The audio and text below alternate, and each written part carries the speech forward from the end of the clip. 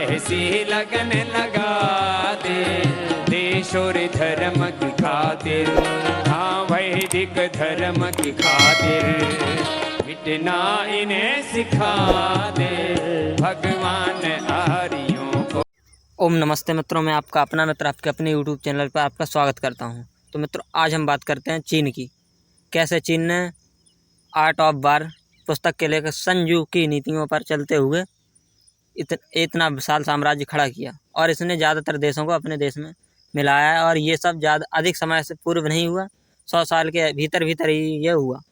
तो मित्रों, आज हम चीन के पहले ऐसे कब्जे वाले देश के विषय में बताएंगे, इनर मंगोलिया।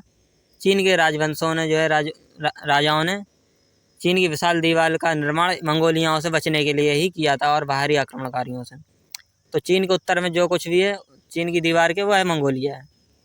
1911 में क्विंग राजवंश के पतन के बाद मंगोलिया ने स्वयं को अपना एक स्वतंत्र देश घोषित कर दिया, परंतु अंतर्कलह के कारण मंगोलिया में अंतर्विद्रोह के कारण एक धड़ा बीजिंग पहुंच गया मदद के लिए। और जब चीन में कम्युनिज्म सरकार बनी तो उसके बाद उन्होंने मंगोलिया पर और उत्तरी मंगोलिया पर चीन के दीवार के उस पार मंगोलों को भगा दिया ऊपरी भाग से और उस पर कब्जा कर लिया। वहाँ के शहरों में ले जाकर चीनी नागरिकों को बसा दिया और उसे चीन का एक प्रांत घोषित कर दिया। यह उसका पहला कब्जा था मित्रों। और चीन का 97,06,961 वर्ग किलोमीटर का क्षेत्रफल मित्रों ऐसे ही नहीं बना है। यह सब मात्र और बिना लड़े उसने ये सारे युद्ध जीते हैं। ये युद्ध बिना लड़े जीते हैं, आप समझ सकते हैं। इस समय यदि युद्ध हुआ तो इसमें भारत को बहुत अधिक लाभ होगा, इसलिए चीन युद्ध नहीं चाहता बस भर।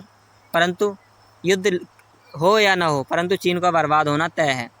यह प्रधानमंत्री नरेंद्र मोदी तय कर चुके हैं और इसके लिए इन्होंने आर्थिक रूप से काटना भी प्रारंभ कर दिया है। चीन को संसार से काटना प्रारंभ कर दिया और यह बहुत महत्वपूर्ण युद्ध है। यदि चीनी युद्ध हुआ तो यह विश्व युद्ध का रूप धारण कर लेगा, तीसरे विश्व युद्ध का। इसमें चीन के अधीन जितने भी देश हैं और चीन जितने भी देशों पर अपना प्रभाव जमा चुका है, उनका पूरी उनके संसाधनों का उपयोग करेगा। चीन की सेना इतनी शक्तिशाली नहीं है मित्रों, मैं पहले बता चुका हूँ आपको। इसलिए वह पाकिस्तान, बांग्लादेश और भी अन्य देशों की सेनाओं का खूब उपयोग करेगा भारत के विरुद्ध। और भारत के अंदर भी जितने गद्दार हैं उनका भी खूब उपयोग करेगा। इसमें यह बात तो है कि भारत में मतलब बहुत अधिक जनहानि होगी, अन्य देशों में भी होगी, परंतु चीन पूरी तरह बिखर जाएगा।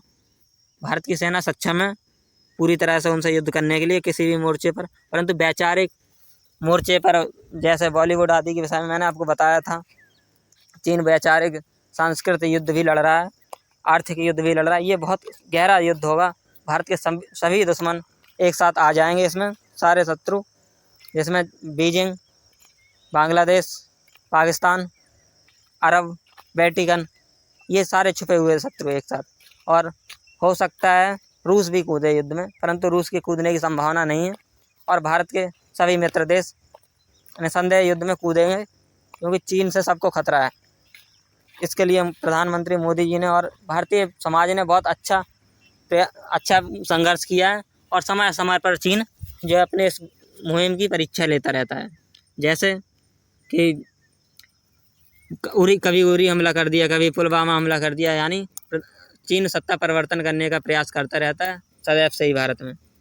और ये जो रिश्ता क्या कहलाता है, ये राहुल गांधी जी के अकाउंट को प्रमोट करने का, ये आप लोग ही समझ सकते हैं। और कांग्रेस इसमें बिकी हुई है निश्चित ही रूप से। कांग्रेस इसीलिए, ये आपको समझते हैं, राहुल गांधी कोई पप्पू नहीं है जो ऐसे ऐसे कार्य कर देता है। ये सब उसके चीन प्रायोजित हैं और भी अन्य लोग बिके हुए हैं। ये मैं आपको पुनः समझा देता हूँ, क्योंकि ऐसे कार्य करना, ऐसे मूर्खतापूर्ण कार्य करना कोई सरल कार्य नहीं है। भले ही वह सत्ता में हो या ना हो, पैसा हो, यह उतना ही कमा रहे हैं ये और इनके नेता। और अन्य कांग्रेस के ऊपर भी मैं व्यक्तिगत टिप्पणी नहीं कर रहा हूँ, अन्य नेता, अभिनेता और जो है एक्टर, ये सारे बिके हुए हैं, प्रोफेसर आदि, ये उन्हीं के अनुसार कार्य करते हैं जब सारा देश एक साथ है तब भी।